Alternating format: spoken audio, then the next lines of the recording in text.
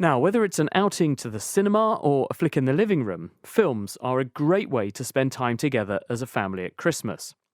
But if children are involved, the choice of title will often be made with them in mind, so Reservoir Dogs might be shelved in favour of Shrek, for instance.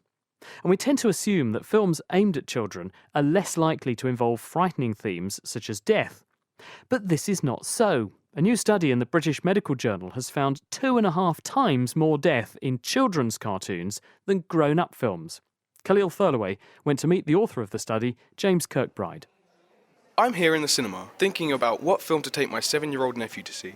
There's a festive comedy, there's the rebooted children's classic, the animated animal caper, or the epic fantasy adventure. But which one to choose? I'm not sure he's old enough to see a lot of death yet. You'd think some sort of cartoon would be best, right?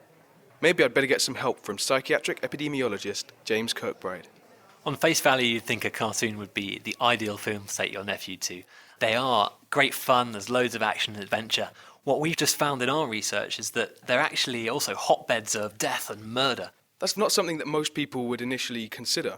How did you work this out? Well, it all came about when I was talking to the lead author on this paper, Dr. Ian Coleman from the University of Ottawa.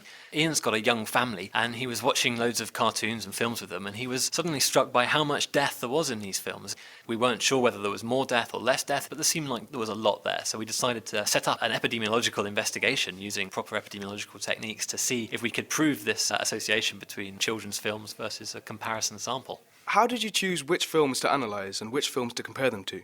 So we tried to choose the films in a very systematic way. For the animated children's films, we took the top 45 all-time grossing films, indexed for inflation, so we got your classics in, like Snow White back in 1937. And our comparison group was a group of dramatic films for adults, which were the top 2 grossing films from each year of release as the same animated film in the year the same animated film was released from. So we ended up with a comparison group of 90 dramatic films for adults and 45 animated films for young people.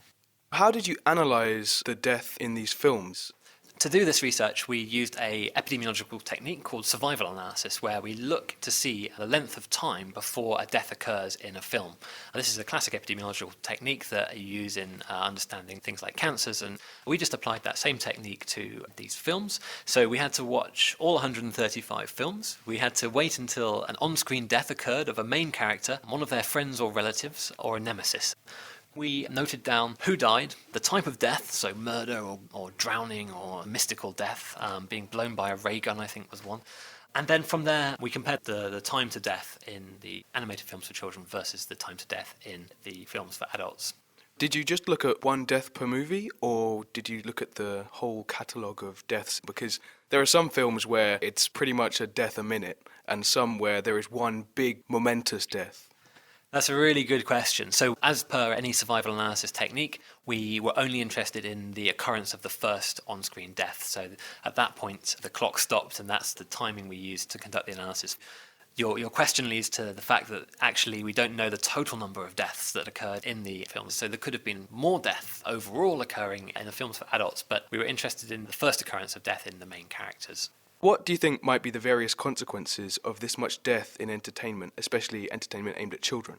Well, it's a really important issue, and it's one we've been thinking about carefully. I mean, the first thing we want to say is that these films are great fun. They're great sources of entertainment for young people, for families getting together over Christmas, and we wouldn't want to change or alter that. What is important to recognise, though, is that there is 2.5 times more death in animated films that we've looked at compared to the dramatic films for adults. And there could be positive and negative aspects of that. In terms of positive impacts, we can think about preparing children for dealing with difficult concepts such as death that they'll have to face at some point in real life. So these films offer a way into that conversation with your child, potentially. I know that Dr. Coleman has had some great conversations coming out of watching these films with his kids about where's Nemo's mum gone, what's happened to Simba's dad, and so forth. And it's potentially one way of preparing your children to talk about those issues which might otherwise be quite sensitive or difficult to do. We don't know about the negative impact on children. Does watching cartoon deaths equate to any kind of real life trauma? We don't know. But we wouldn't discourage anyone from watching these films. They're wonderful sources of entertainment, and they really, hopefully, can be used in a positive way to start conversations about difficult topics. James Kirkbride speaking with our reporter Khalil Thurlaway.